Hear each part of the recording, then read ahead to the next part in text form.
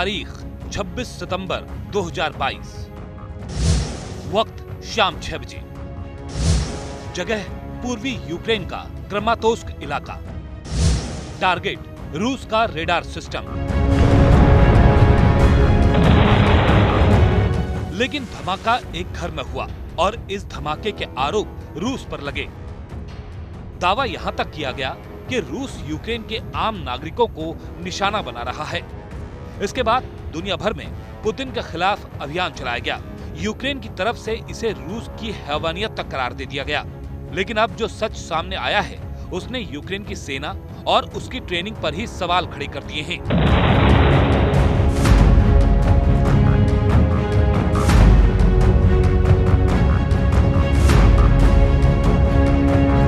जब चूक गई यूक्रेन की मिसाइल, निशाने पर था रूस का रेडार सिस्टम, लेकिन टारगेट बना एक घर।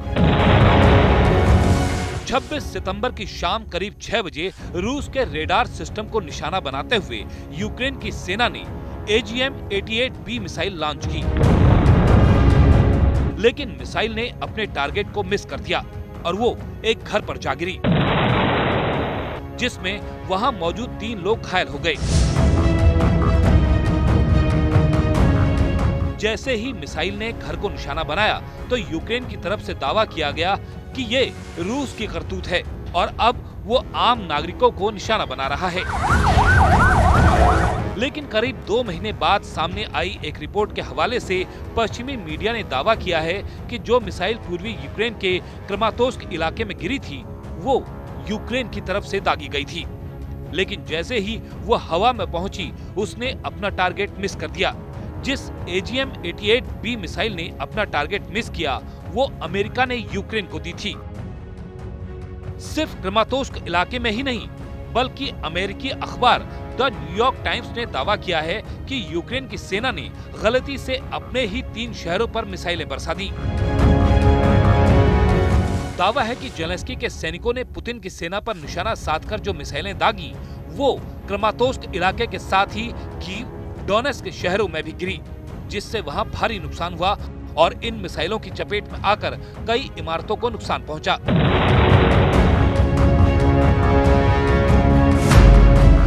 नवंबर में भी मिसफायर हुई थी मिसाइल।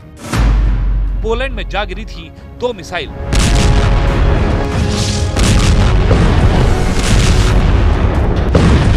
सितंबर में मिसफायर मिसाइल का सच भले ही अब सामने आ रहा हो, लेकिन इसी महीने की 15 तारीख को एक नहीं बल्कि 2 मिसाइलों ने अपना टारगेट मिस किया था।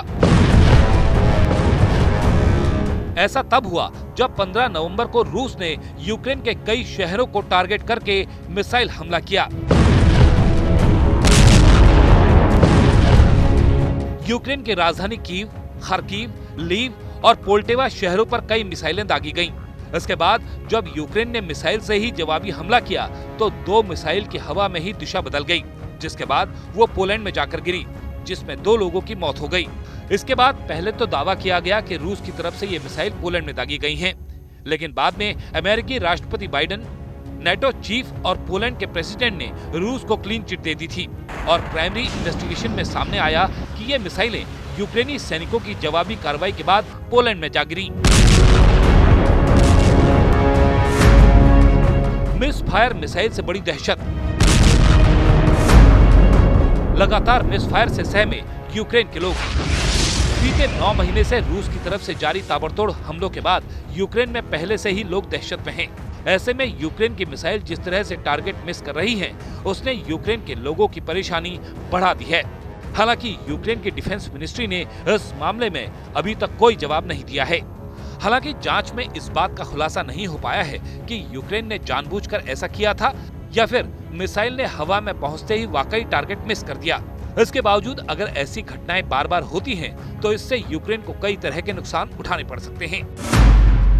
मसलन इससे लगातार यूक्रेन के लोगों की जान को खतरा बना रहेगा। रूस इंटरनेशनल स्टेज पर इस तरह के मिसफायर को यूक्रेन की छवि बिगाड़ने के लिए इस्तेमाल करेगा।